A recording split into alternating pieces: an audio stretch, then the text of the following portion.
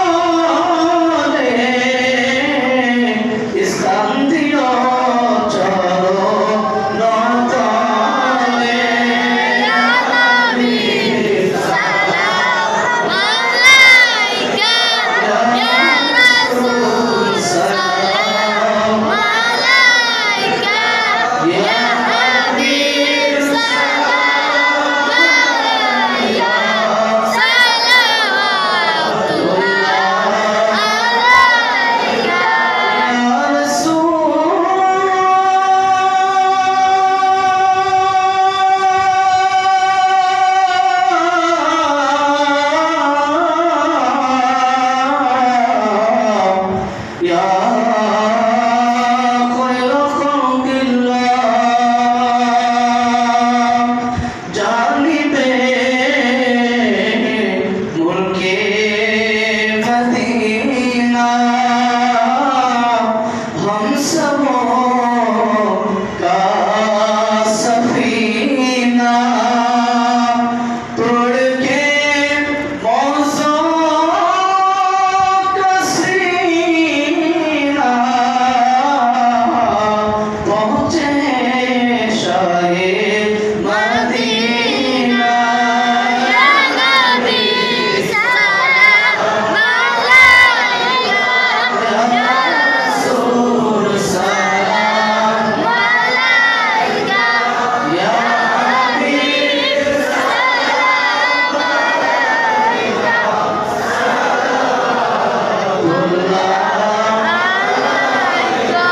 या रसूल अल्लाह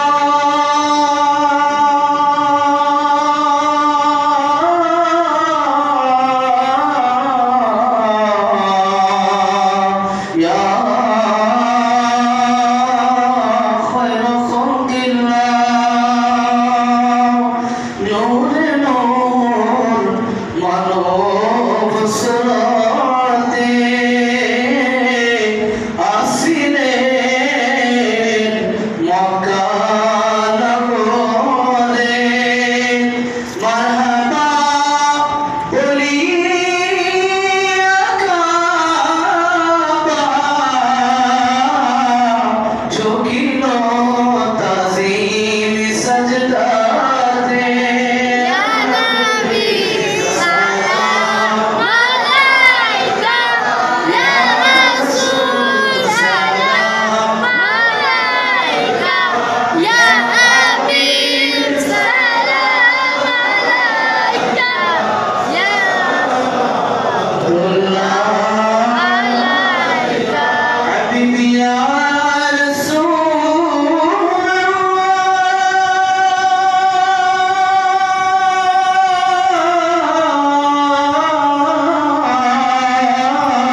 अल्लाह या वली अल्लाह वसीला गौसे खुल्ला का वसीला गौसे उड़हरी का वसीला अलीपुरी का गम न हो रोज़े सज़ा का या नबी सलाम अलैका या रसूल सलाम अलैका या हबीब सलाम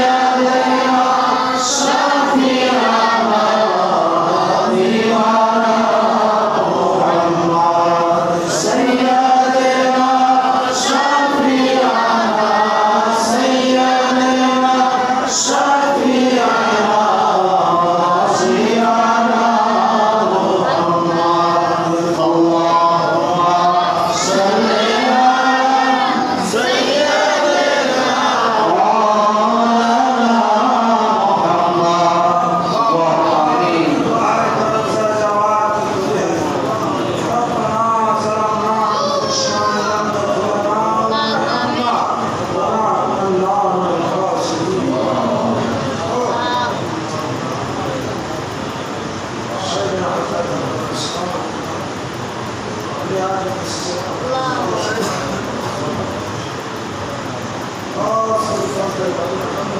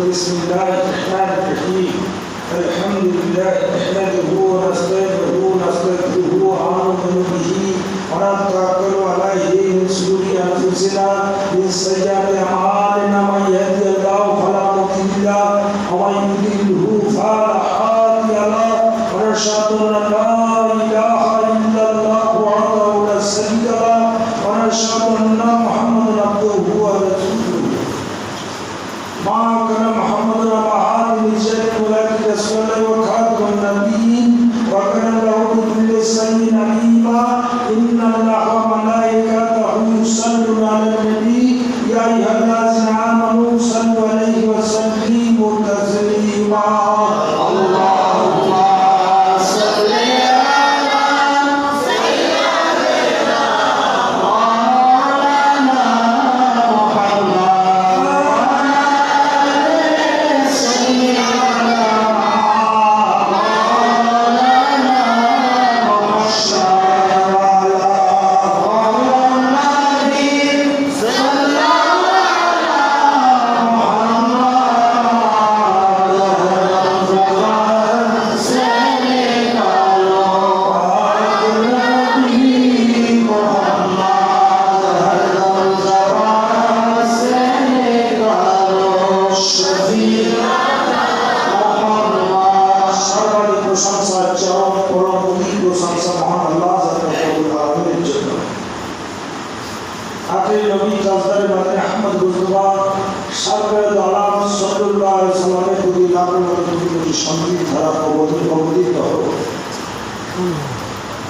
ईमान का जरा होते है रसूलुल्लाह की मोहब्बत इलाही बिनु वहदकुम हक़्क़कुम अहिब्बा इबिन औलादिही वालिदिही व मालिही व नफ्सी अल-नास अजमईन अल्लाह कुरान बोलो कुल इन कुंतुम तुहिब्बुल्लाह फत्तबिऊनी युहिब्बुकुमुल्लाह यगफिर जुनुबाकुम वल्लाहु गफूरुर रहीम हे दुनियार মানুষ যদি কেউ আল্লাহকে ভালোবাসতে চাও যদি আল্লাহকে জানতে চাও তাহলে আল্লাহ নবীকে জানতে হবে আল্লাহ নবীকে মহব্বত করতে হবে আল্লাহ নবীর নবুয়ত স্বীকার করতে হবে আল্লাহ নবীর তাবেদার হতে হবে আল্লাহ নবীর অনুসরণকারী হতে হবে তাহলে ইয়াগফিরুকুম যুনুবাকুম ওয়াল্লাহু গফুরুর রহিম তবে নামাজ রোজা হজ যাকাত আল্লাহ কবুল করে নেবেন আল্লাহর নবী রাজি তো আল্লাহ রাজি আল্লাহ নবীর মহব্বত হচ্ছে ইমানের শর্ত কতটা মহব্বত করতে হবে আল্লাহ বলেন আল্লাহ নবীকে মহব্বত করো যদি আল্লাহকে মহব্বত করতে চাও তো রাসূলকে মহব্বত করো তো আল্লাহ নবীকে কতটা মহব্বত করতে হবে আল্লাহ রাসূল বলেন সারা পৃথিবীর সমস্ত সম্পদ স্ত্রী পুত্র পুত্রাদি মাতা পিতা হতে আল্লাহ নফসি আজমাইন যে চার বছর মহব্বত করতে হবে তবে সে মুমিন হবে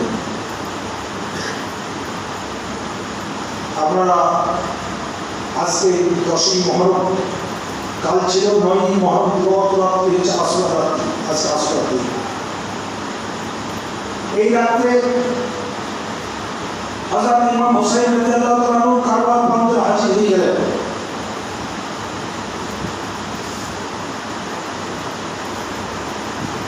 সরল বলে কারবালা সহ মাসাজের ইচ্ছা করলেন সংক্ষিপ্ত বলল কুফাবাসী যে কুফা জামে মসজিদে শেখ আলী করমজুকে রমজান মাসে শহীদ হয়েছিল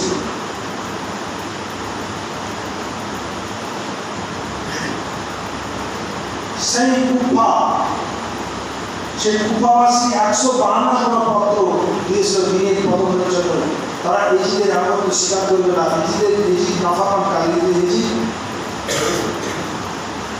শরিয়াতের খেলাফ সুন্নাতের খেলাফ নবী বংশের শত্রু হচ্ছে ইজিদ 152টা পত্র দিয়েছিল হযরত ইমাম হুসাইন রাদিয়াল্লাহু তাআলা মক্কাবাসী এবং মদিনাবাসী ওর মধ্যে ওনাকে আসতে দেবে না মক্কাবাসী শেষ পত্রে লিখে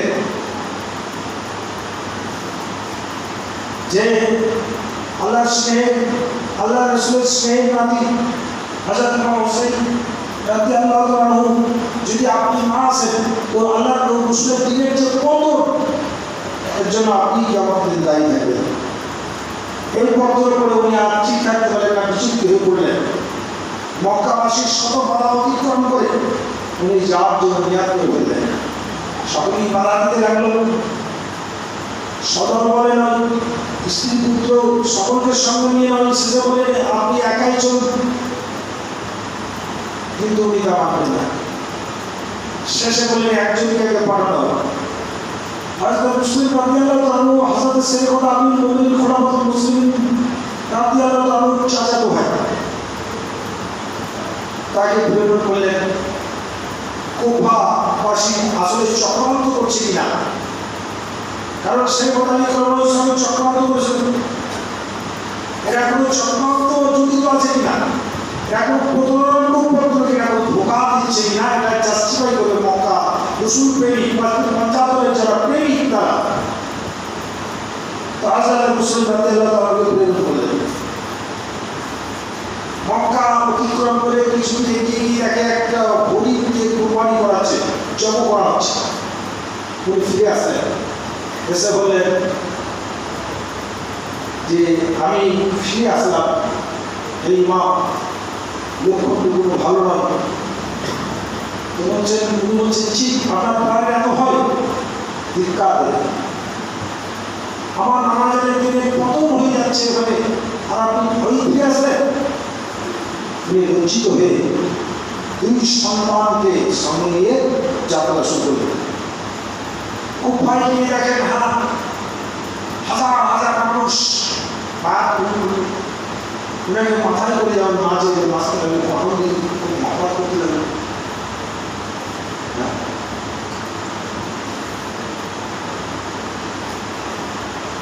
উনি খত দিলেন, এই মা আপনি চলে আসুন, কুফা নিরাপদ। এখন পর্যন্ত 40,000 লোক আমার কাছে বায়াত গ্রহণ করে আছে।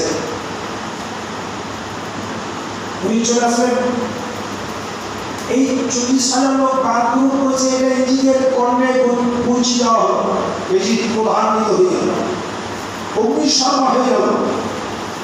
সঙ্গে সঙ্গে সঙ্গে যে মুখ্যমন্ত্রী ছিল, যে গভর্নর ছিল, তাকে পরিবর্তন করে জালাল পুত্র ওয়াইদুল্লাহকে নিয়োগ করা। কুফার গভর্নর কুফার মুখ্যমন্ত্রী করে প্রেরণ করলেন। সে এসে যে দাবি করলো, যে ফরমান জারি করলো, সকলেই আতঙ্কিত হয়ে গেল, ভীতগ্রস্ত হয়ে গেল। হে কুফাবাসী, বলে মহাসম্রাট ইজিদের পুরোদমে যদি পড়ো, ইজিদের গজবে যদি পড়ো, তোমরা সবাই ধ্বংস হয়ে যাবে। যে দাবি করতে শুরু হলো, তাতে কমজোরি ইমান ভীতগ্রস্ত হলো। কুফা জামে মসজিদে সুন্নাতের মসজিদ, উনি ইমাম হয়ে নামাজ পড়াচ্ছেন।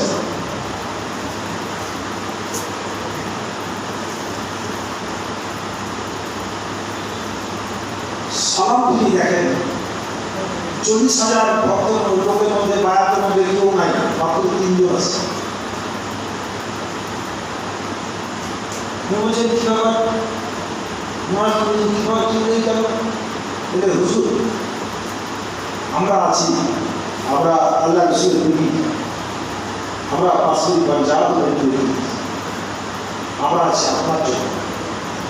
সকলেই এজিদের গজবের ভয়ে কোন দলে পড়বে না, তাই তার ভয়ে যে তপি করেছে, যে পরোয়ানা জারি করেছে, যে ফরমান জারি করেছে, সকলেই আপনাকে ত্যাগ করে পালিয়ে গেছে। আমরা এই করেছি, অতি শীঘ্রই আপনাকে আত্মগোপন করতে হবে। আপনি আর পালিয়ে যেতে পারবেন না। আপনি যদি মনে করেন আমি মক্কায় চলে যাবো, যেতে পারবেন না, কারণ এই কুফা সমস্ত ঘোড়ার এলাকা সিল করে দেওয়া আছে। উনি হযরত হানি, আল্লাহ নবী সাল্লাল্লাহু আলাইহি ওয়াসাল্লাম হযরত হানি রাদিয়াল্লাহু তাআলা আনহু দিয়ে আত্মগোপন করলেন। যত সুস্বাদ ছিল, ওনার মহব্বতের গভীর গভীর সেখানে উনি মুরাকাবা মুসাফা জিকির ফিকির করতে শুরু করলেন। ওনার এই যে দুটি আসলে না,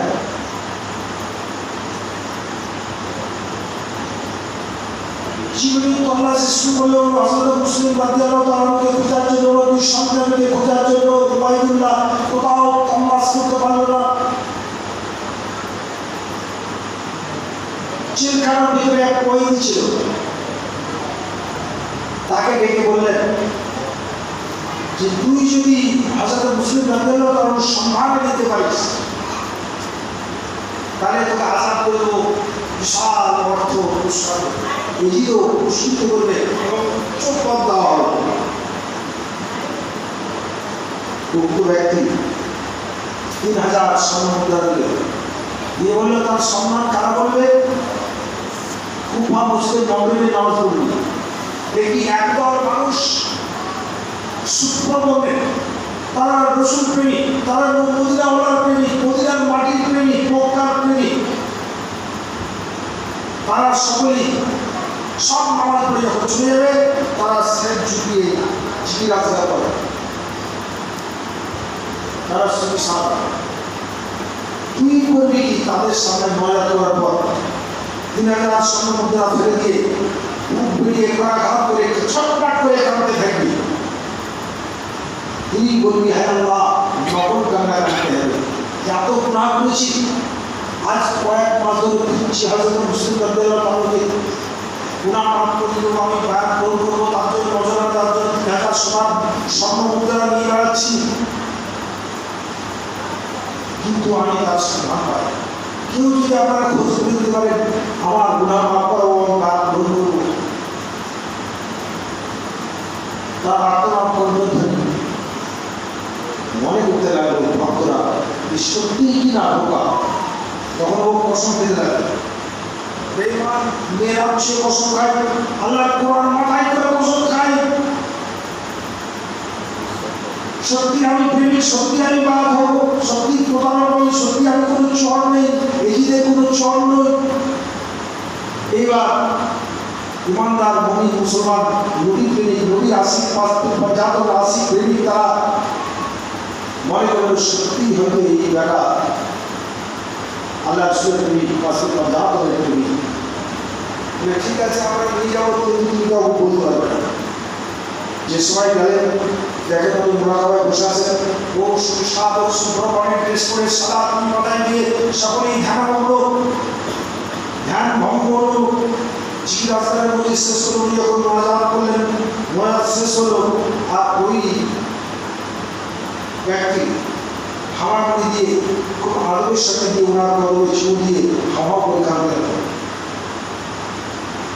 আমি এত বড় নাগার আপনার বংশের জন্য, আপনার স্বামীকে লাভ করার জন্য, আপনার নিষ্পাপ লাভ করার জন্য, আপনার কাছে পায়াত পূরণ করার জন্য আমি হরিনার মতো করছি, হরিনা হয়েছি, পাগল হয়েছি। আজকে আমার বড় মেহরবানি, আপনার এই ভক্তের নমস্কার আমি আপনার বিরুদ্ধে করছি, তো হুজুর আমাকে বায়াত দিতে 3000 স্বর্ণ মুদ্রা নজরে নিল। রাত জেগে জিজ্ঞাসা করে সবাই ক্লান্ত হয়ে শুরু করলেন। ওকে আর ঘুম আসে,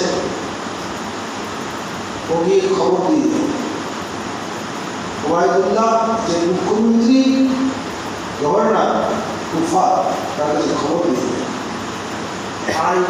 যেমন খবর গেল উনি হযরত হামিদ রাদিয়াল্লাহু আনহু আনন্দে ডেকে পাঠালো, 90 বছর বয়স। ওবায়দুল্লাহ বলছে আপনাকে আমি সম্মান করি, কারণ আপনি আল্লাহ রাসূলের প্রেমিক, আপনি আল্লাহ রাসূলের সৌভাগ্য লাভ করেছেন, এই জন্য আপনাকে আমি সম্মান করি।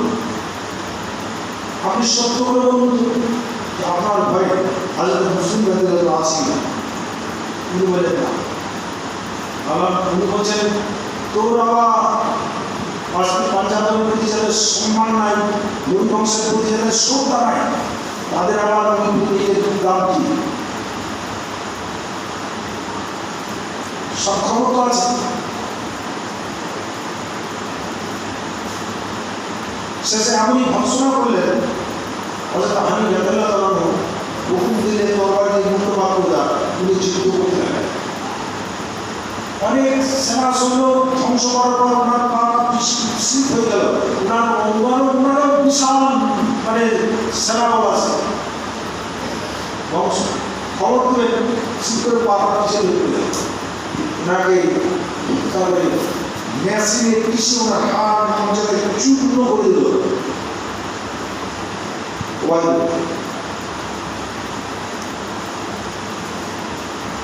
এই খবর যখন পৌঁছে গেল, হযরত মুসলিম রাদিয়াল্লাহু তাআলা হযরত হানি রাদিয়াল্লাহু তাআলা মোহাম্মদে তার বিরহে আর স্থির থাকতে পারলেন না।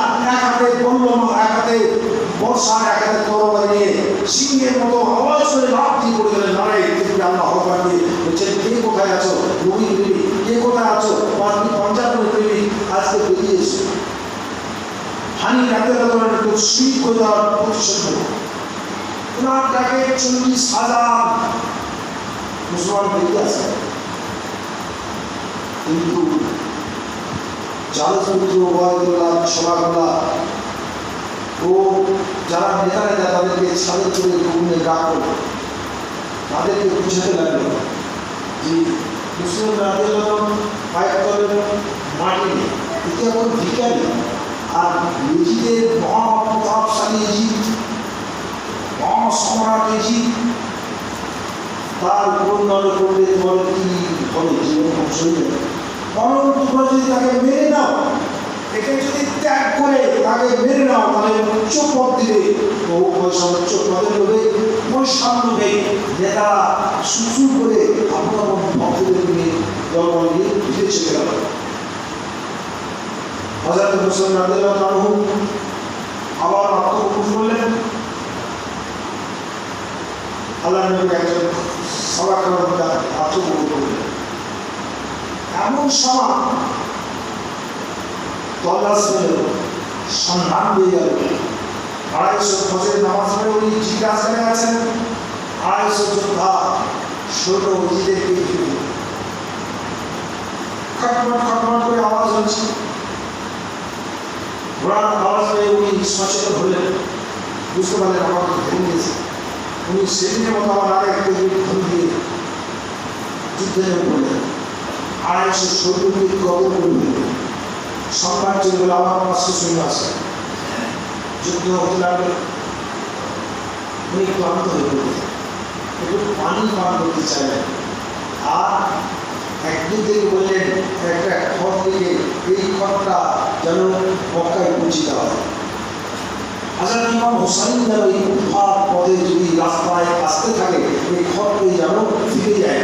আমার এই দুর্দশার কথা তাকে যেন অবগত করা হয়। কিন্তু তার কোনো উপায় নেই, বর্ডার শুরু গেছে, আমি এই সম্মান নিয়ে যেতে পারবো। খায় উনি পানি পান করতে চাইলেন। আর ওই সময় একটা ইট বেরিয়ে ওনার এই জায়গাটাকে কেটে গেল, গল গল করে রক্ত করতে লাগলো। বৃদ্ধ পানি পেয়ারা নিয়ে গেল, পানি পান করতে গেলেন, লাল হয়ে গেল রক্তে। পানি খেতে দিলেন, আবার পানি দিল, আবার খেতে গেলেন, আবার লাল হয়ে গেল, আবার পানি দিলেন, আবার খেতে গেল। পাক দিয়ে ফেলে দিয়ে হাজার আকা মাওলা তসবার ইমামে আহমদ মুস্তফা সাগর আলম সাল্লাল্লাহু আলাইহি ওয়াসাল্লাম দিদার দিলেন ওই সময়। কাকে? হযরত মুসলিম রাদিয়াল্লাহু তাআলা। হে মুসলিম, তুমি আর পানি তোমাকে পান করতে হবে না, তুমি সেই হয়ে চলে যাবে হজ কসারের পানি। আমি আল্লাহ নবী তোমার জন্য অপেক্ষা করছি। জান্নাতের বুকে তুমি চলে এসো। ওই পেয়ালাকে ছুঁড়ে ফেলে দিলেন, দিয়ে আবার ওই যুদ্ধ করতে করতে ক্লান্ত হয়ে পড়লেন। যখন ওনাকে ধরে নিয়ে যাওয়া হলো ওবায়দুল্লাহ দরবার, তার আগে বেশি শিক্ষা দিয়েছে ওবায়দুল্লাহ কেটে যখন ধরবে, আমি সারা যাওয়ার সঙ্গে সঙ্গে হযরত মুসলিম রাদিয়াল্লাহু তাআলা পরিবর্তন দেখেন। উনি সারা বড় করলেন, ওনার দুই ছেলে তিন হয়ে যায়।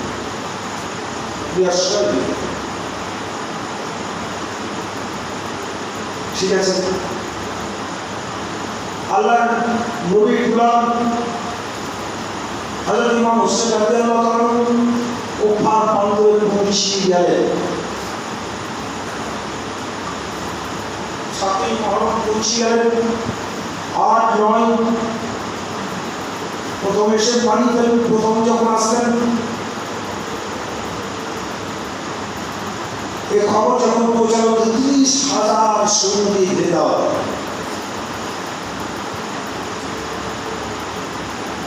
আল্লাহ নবী সারা গ্রামের ছেলে হোক,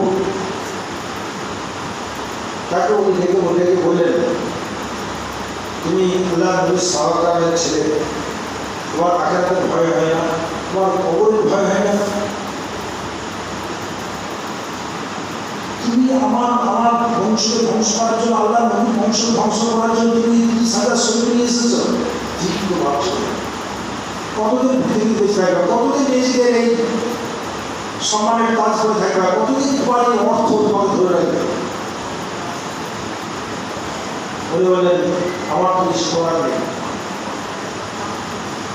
আমি পদমর্যাদা হারাতে রাজি নই, তবে একই সুযোগ আপনাকে আমি দেব। আজকে রাত্রে সবাই যখন সেনা সৈন্য শুনে যাবে তখন আমি 16 বলে ত্যাগ করে মক্কা চলে যাই।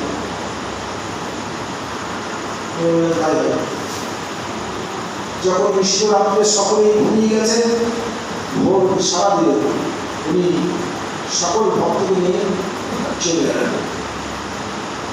আল্লাহর ইচ্ছা উনি যেতে যেতে যেতে আবার সারা দিন পথ ভুল করে ঘুরতে ঘুরতে সকালবেলায় শুনে সকালে অন্তরে হাজির হয়ে গেছেন।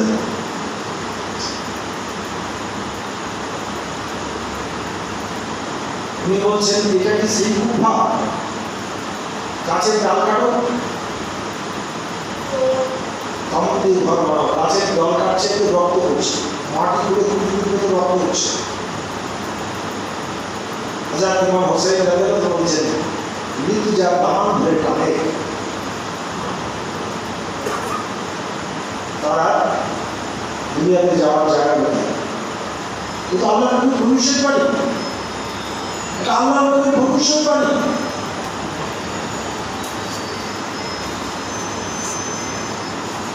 উনি বলেন আর ভাবার চেষ্টা করার প্রয়োজন নেই, ওরা মাটি ধরন করবো, পানির অভাব, পানি উঠলো। ঠিক এক নির্দিষ্ট সময় পানি হারিয়ে গেল, 40 ফুট 70 ফুট নিচেও আর পানি তল্লা আসছে না। যাই হোক আসর রাত্রি আসলো, নয় মরণ রাত্রি আসর রাত্রি তারা যুদ্ধ করার জন্য বহু তাম্বি করছে। হযরত ইমাম হোসেন রাদিয়াল্লাহু আনহু বলেন শোনো,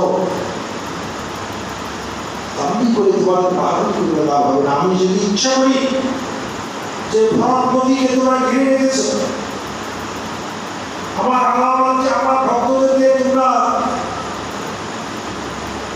পানি দিবে না, আমি যদি একবার চাই ভারত নদী থেকে ভারত নদী শুকিয়ে যাবে, আমি যদি চাই হাজার হাজার লক্ষ লক্ষ ঈদের শরীরে সব ধ্বংস হয়ে যাবে। তোমরা চুপ থাকো।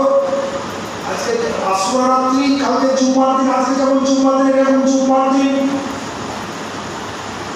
আজকে সারাত্রি প্রাণ খুলে আল্লাহ ডাকবো, সারাত্রি আল্লাহ ইবাদত করবো, আর দিনের বেলা একবার জীবনের শেষ জুম্মা করে দেবো। তারপর তোমাদের যা ইচ্ছা তাই করবে। আমরা আল্লাহ রাসূলের ইচ্ছায়, আল্লাহ রাসূলের ইচ্ছাকে বরণ করে সেই করতে পারবো।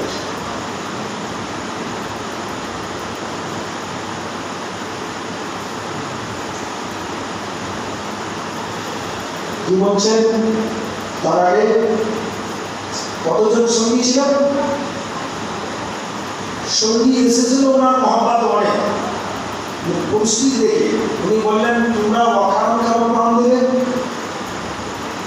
তারা তো ওই বংশ ধ্বংস করতে চায়, তোমাদেরকে তো ধ্বংস করতে চায় না, তোমরা কেন অকারণ প্রাণ দেবে? তোমরা মক্কা ফিরে যাও, আমার জন্য, আমার আল্লাহর জন্য তোমাদেরকে শহীদ হতে হবে। অনেক কিছু অনেকে চোখ বাজা যেতে পারছে না, উনি বাতিটা নিয়ে দেওয়া বললেন, বাতি জেনে দেখেন সবাই চলে গেছে, 72 জন লোক আছে, তারা একদম নদী আসে হিন্দাদের বাবা, তারা সাচ্ছা মানে উনি বলছেন আমি বাহাদের স্বপ্ন উঠিয়ে নিয়েছি, তো তোমাদের কোথায় বাহাদের স্বপ্ন উঠিয়ে নিয়েছি, তোমরা স্বাধীনভাবে চলে যাও। সকলেই চলে গেল, কেননা 72 জন নবী প্রেমী, নবী সাহাবায়ে তারা বলছেন হে ইমাম কেন আমাদেরকে লজ্জা দিচ্ছেন? আমরা তরবারি দিয়ে যুদ্ধ করতে করতে যখন তরবারি ভেঙে যাবে, পাথর দিয়ে যুদ্ধ করতে করতে আপনার আগে আমরা সাদা বরণ করব।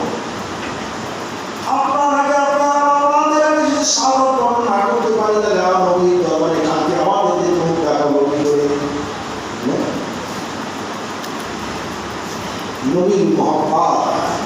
যার দিলে আছে পাঞ্জাবের মহাপাতে যার চোখ থেকে একটি পানি ঝরে যাবে তাহলে যার নাম মিলিয়ে যাবে।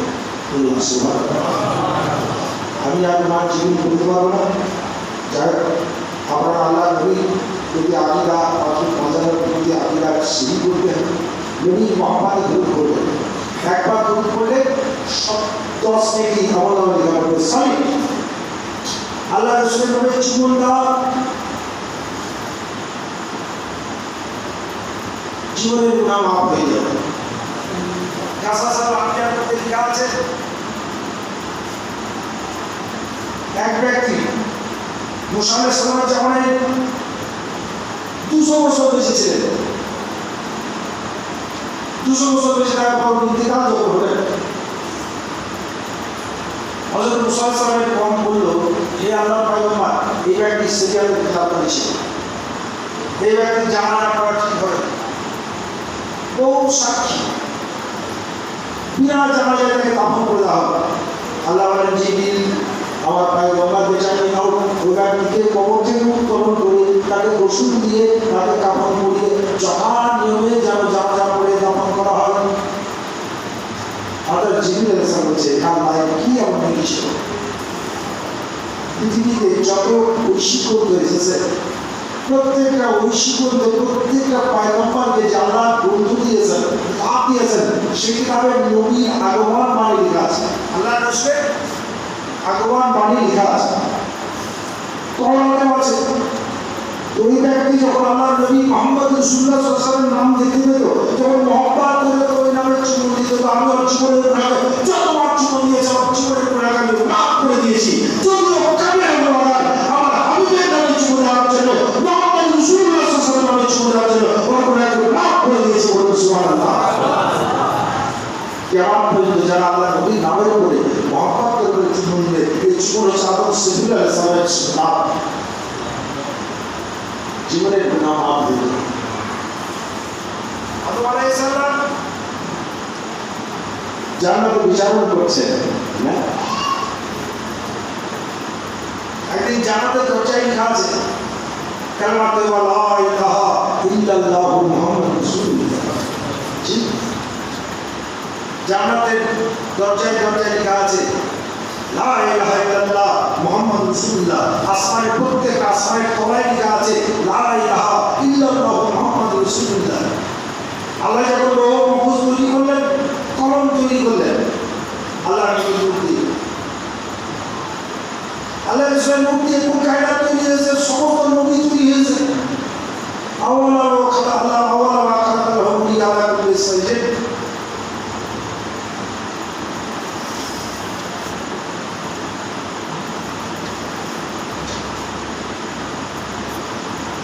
লৌহ মাহফুজ তৈরি হলো, কলম তৈরি হলো।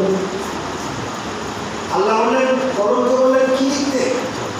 আল্লাহ বললেন, হে কলম, তুমি আজ লৌহ মাহফুজের চারিপাশে লিখে দাও কালিমাতু লা ইলাহা ইল্লাল্লাহু মুহাম্মাদুর রাসূলুল্লাহ।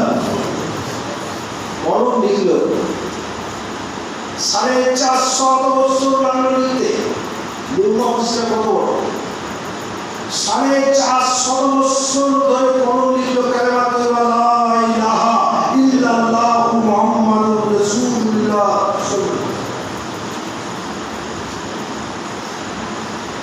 নবীর রূপ দিয়ে জান্নাত তৈরি হয়েছে, জান্নাতের দরজায় দরজায় লেখা আছে। তাহলে আদম আলাইহিস সালাম আমাদের বিচার করছেন, একদিন জান্নাতের দরজায় দেখলেন কালিমাত তৈয়বা লেখা আছে, আল্লাহর বলির নাম লাশ হয়ে জড়িত আছে। তো বলছে রাব্বুল আলামিন, তুমি আলাদা মাসাইল, তোমার কোনো শরীক নেই, তোমার নামের সঙ্গে নাম কার? জবাব দিতে বলতে চিন্তা করছেন এমন অবস্থায় জান্নাত প্রবেশ করছেন, জান্নাতের দরজাটা বন্ধ হয়ে গেল। তো বলছেন রাব্বুল আলামিন, আমি কি গুনাহ করলাম? আল্লাহ বলছেন, হে আদম, ওটা আমার হাবিবের নাম, ওটা আমার দোস্তের নাম, যাকে তুমি না করলে আদম সিফুল্লাহ হতে না। আশ্চর্য পাচ্ছে কিছু হলো, যার রূপ দিয়ে তুমি আদম তৈরি হয়েছ, ওই নামের তাজিম করো, ওই নামের দরুদ পড়ো। জান্নাত দরজা খুলে গেল। আল্লাহ হুকুমত তাই করলেন, কিন্তু পাগল হয়ে গেলেন। আল্লাহ রসুলের দিদারের জন্য আদম সাইফুল্লাহ আলাইহিস সালাম পাগল হয়ে গেলেন। যে রব্বুল আলামিন যার মুখ দিয়ে আমাকে বানিয়েছো, জান্নাত বানিয়েছো, জাহান্নাম বানিয়েছো, লোহ কলম বানিয়েছো, সিদরাতুল মুনতাহা মাউত বানিয়েছো, মালায়েকা ফেরেশতা বানিয়েছো আল্লাহ, সেই নূর আমাকে দর্শন করাও। দিওয়ানা হয়ে গেল। আল্লাহ বলেন তোমার দুটো আঙ্গুলের উপরে চেয়ে গেল, আমি আমার রসুলের নূরকে তোমার আঙ্গুলের উপরে ভাসিয়ে দেবো। আদম সাইফুল্লাহ দুটো আঙ্গুলের উপরে লক্ষ্য করেন, নূরে মুহাম্মাদের নূরকে আল্লাহ ভাসিয়ে দিলেন। আদম সাইফুল্লাহ আলাইহিস সালাম মুহাম্মাদের সঙ্গে চট চট করে চুম্বন দিতে লাগলেন।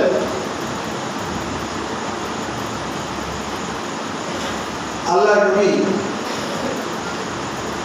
এসে দেখেন হযরত আবু বকর সিদ্দিক আছেন, আল্লাহ নবী আসলেন।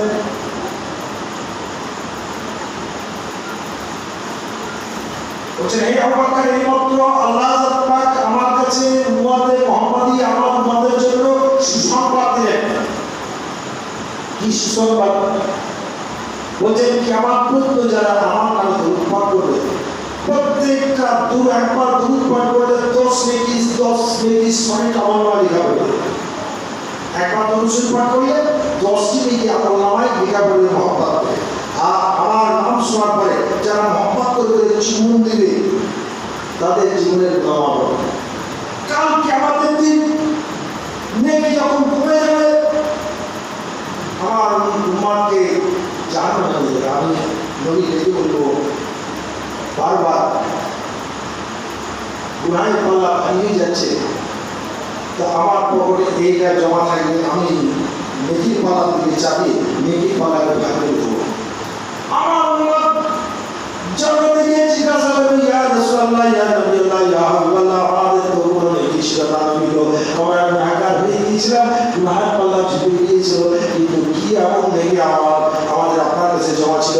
আল্লাহ নবী বলেন, তোমার দুনিয়ার লোকে বাপ্পা করে আমার নামের উপর চুম্বন দিয়েছিল, ওই চুম্বনের নেকিটা আমার কাছে জমা ছিল। আমার রাসূল এটা দিয়ে আমি তোমাদের নেকির পাল্লাকে ভারী করে গুনাহের পাল্লাকে হালকা করে দিলাম। সবই মহব্বতের। খায় আল্লাহ নবীর মহব্বত প্রেম আসা দরকার। আল্লাহ নবীকে জানতে হবে, আল্লাহ নবীকে চিনতে হবে। দুনিয়ার মধ্যে মানকার হাসি আমার ফিল আখিরাতি আমাদাল্লাহ সাবিলা। দুনিয়ার মধ্যে যারা আল্লাহকে জানলো না, চিনলো না, আল্লাহ নবীকে জানলো না, চিনলো না, তারা কবর থেকে আমাদের অন্ধকার হলো, অন্ধ হয়ে উঠবে। তাদের পরকাল হবে অন্ধকার, কবর হবে অন্ধকার, আখিরাত হবে অন্ধকার। খায় আল্লাহকে আল্লাহ রসুলকে জানার জন্য পুরীর দ্বারা আসা যাওয়া করতে হবে। 5 ওয়াক্ত নামাজ পড়ুন, সারা শরিয়াতের আহকাম আহকাম মেনে চলুন, শরিয়াতের পাবন হন, হারাম হালাল আপনার বিচার করে চলুন, দুনিয়ায় সমস্ত ফিতনা থেকে পাক থাকেন। আল্লাহর দল, তাদের আর কোনো দলের প্রয়োজন নেই। দেশপ্রেমিক হয় ইমানের অঙ্গ, দেশকে ভালোবাসা, দেশের মাটিকে ভালোবাসা, দেশের মানুষকে ভালোবাসা, দেশের মঙ্গল কামনা করা, এটা হচ্ছে ইমানের অঙ্গ। আমরা সুন্নিবাদ, ইসলামের সুন্নিবাদ অর্থাৎ আল্লাহর প্রেমিক, রাসূল প্রেমিক, পঞ্চায়েতের প্রেমিক যারা, তারা শিবির মুসলমান। নামাজের পর রাত্রি শেষ পাবে, দিনের শেষ পাবে, এই দুটোটাই ধীরে ধীরে আল্লাহ রাজি করবে। আমার হাজারের তরিকা ম্যাক্সিমাম যে তরিকা ইসলামের রাসূল, আমার হাজার করেছেন এই তরিকায় বাদ হওয়ার পর, হাদিস এই তরিকায় বাদ হওয়ার পর তরিকা অনুযায়ী যারা 5 ওয়াক্ত নামাজ পড়ে ঠিকভাবে কলবি জিকির শুরু করে দেয়, সারা শরিয়াত এবং সুন্নিয়াতের উপরে কম হয়ে যায়, আল্লাহ তার হায়াতকে প্রথম বাড়িয়ে দেন, তার রুজিকে বরকত করে দেন, তার সম্মানকে বাড়িয়ে দেন। খায় আল্লাহর জিকিরের নকশা দিলের মধ্যে তৈরি করে দেয়। আল্লাহ আল্লাহ আল্লাহ আল্লাহ, শাস্তি আল্লাহ, ত্যাগ করতে আল্লাহ, বিছানায় শুয়ে আল্লাহ জিকির করতে করতে ঘুরে যায়। সন্ধ্যা সকাল মগরিব ফজরের পর চোখ বন্ধ করে কর্মের দিকে খেয়াল করে ধীরে ধীরে আল্লাহ আল্লাহ আল্লাহ আল্লাহ বলেন এটা জিজ্ঞেস করুন, পথ চলছে মনে মনে আল্লাহ আল্লাহ জিজ্ঞেস করুন, তারপরে গাড়িতে বসে আসছেন মনে মনে আল্লাহ আল্লাহ জিজ্ঞেস করুন। শরীর পাক রাখুন, উঁচু অবস্থায় থাকবেন বেশিরভাগ, খবর ভালো হবে, আসল ভালো হবে। হ্যাঁ, কেমন দিন মহাসাগর হাসরের দিন কিন্তু দোষী খোদায় বয় মাসাবার মাফাত ওয়া মাকুবা আলা আহলি মারফাতে বিলাইনা ওয়া লা ইলাহা ইল্লাল্লাহু মুহাম্মাদুর রাসূলুল্লাহ। যখন সূর্য আধা নিচে আসে মস্ত করে করে জমিনের উপর আপনার খামে সকলেই আনাফসি করবে। আল্লাহ বলেন সেই দিন আল্লাহ রাষ্ট্রের ছায়া নিচে থাকবে যারা ইলমে মারিফাতের পথকে অবলম্বন করেছে, যারা মারিফাত করতে তাদের অন্তঃকরণকে আমি মাগফিরাতের মেঘের মতো উজ্জ্বল করে দেবো। বলুন সুবহানাল্লাহ। যারা ইলমে মারিফাতের পথকে অবলম্বন করে, তরিকাতের পথকে অবলম্বন করে, উলিয়ার পথকে অবলম্বন করে এবং যখন নিয়ে সেই পথে চলার চেষ্টা করে, এই পথে চলতে গেলে পাঁচত নামাজ পড়তে হবে, ধীরে ধীরে আল্লাহ ঠিক করতে হবে। পথ চলছে ধীরে মনে মনে আল্লাহ ঠিক করবে, ঠিক করবে না ধীরে ধীরে আল্লাহ দেখবেন, ধীরে ধীরে ঠিক হবে আল্লাহ শুনবেন। দুনিয়ার কোনো মানুষ শুনতে পারবে না, ঠোঁট নড়বে না, চিন হিলবে না, গলা থেকে এদিকে নয়, ধীরে ধীরে মনে মনে হিসাব করে, নামাজের মনে মনে হিসাব করে, মনে মনে কথা বলেন। ওই মন যদি আল্লাহ ঠিক করে দেবে, মন যদি আল্লাহ ঠিক করে দুনিয়া কেউ জানবে, মনে মনে কি কথা বলছেন কেউ জানবে, মনে মনে কি হিসাব করলেন জানবে, মনে মনে কি নকশা করছেন জানবে, মনে মনে আল্লাহ যদি নকশা মনে মনে করতে হবে। কথা বলছে যাদের মাথা পিতা আছে, মাথা পিতার প্রতি সম্মান করবে। উনি বলেছেন মায়ের ভাই চুমন দিলে জান্নাতের চৌপাটে চুমন দেওয়া হয়। মাতা পিতার দোয়া কাফি, মাতা পিতার দোয়া না হলে নেক পথ পাওয়া যাবে না, নেক পথে টিকে থাকতে পারবে না, নেক পথে চলতে পারবে না, ইমানের সঙ্গে মুখ হবে না বলেছে। তারপরে প্রতিবেশীর হক, মাতা পিতার হক, আত্মীয় হক, ভাইদের হক, স্ত্রীর হক, পুত্রের হক, দেশবাসীর হক আদায় করতে হবে। তারপরে আল্লাহর হক আদায়, আল্লাহর হক আদায় করার জন্য ধীরে ধীরে আল্লাহ ঠিক করতে হবে, পাঁচটা নামাজ পড়তে হবে। কথা বোঝা গেল? আর যার কথা দুটো সর্বশেষ আচরণ করা, সৎকর্মশীল হওয়া, সত্যবাদী হওয়া, মানুষের মঙ্গল কামনা করা। আমার দ্বারা আপনার দ্বারা পৃথিবীর কোনো মানুষ যেন কষ্ট না পায়, পৃথিবীর কোনো মানুষের যেন আমরা ক্ষতি না করি, পৃথিবীর কোনো মানুষের যেন মন ভেঙে না দেয়, কারো আচরণের দ্বারা, ব্যবহারের দ্বারা, ভাষা দ্বারা কারো মন যেন ভেঙে না দেয়। কোনো মানুষ যদি আমার আচরণে কষ্ট না পায়, ব্যবহারের ভাষায় কষ্ট না পায়, আমি যদি কোনো অনিষ্ট না করি, আমি জান্নাতে যাব। আর আমি যতই মারা ঢুকি আমার আচারের মানুষ যদি কষ্ট পায়, মানুষের অনিষ্ট যে করে, মানুষের ক্ষতি যে করে, মানুষের হক যে নষ্ট করে, মানুষের বন যে ভেঙে দেয়, এই যতই হজ করুক আর পাবি তত জান্নাত হবে। হকুল্লাহ হক একবার শুন করুন, আল্লাহুম্মা সাল্লি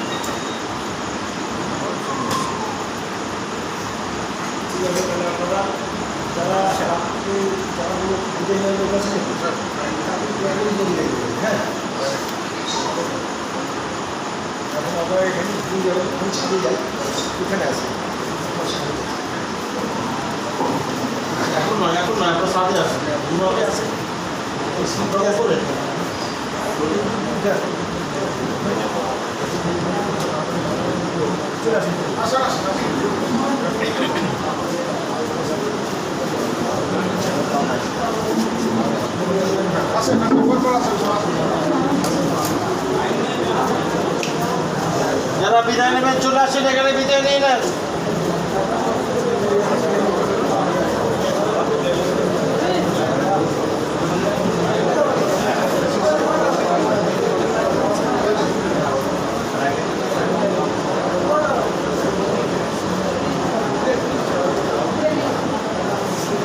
দুজন দুজন করে করেন, দুজন দুজন করে করেন, খাপড়ি করেন, খাপড়ি করেন।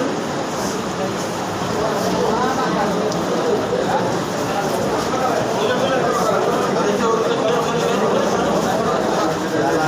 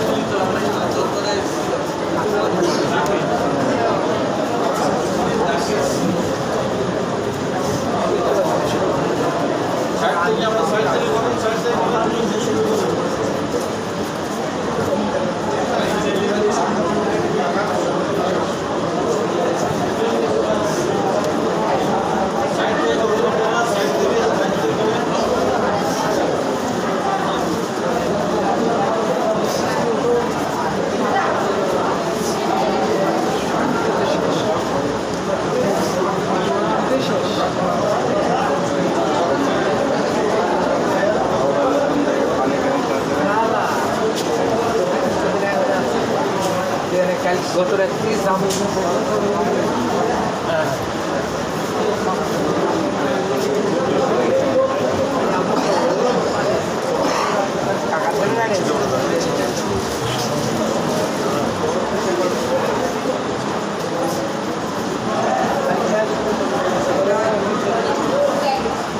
পরে আমরা সাইডটা করেন, দুজন করে করেন, দুজন করে পাশে এদিকে আসেন, এদিকে আসেন, এদিকে চলে আসেন।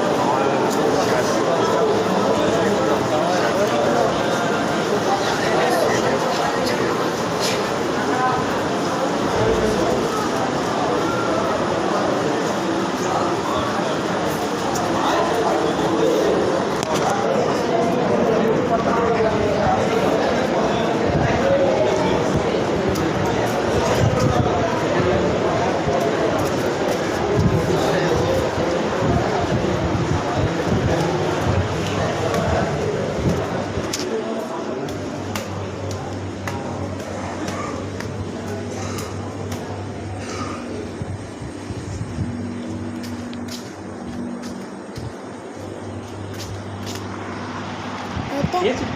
দিয়েছো?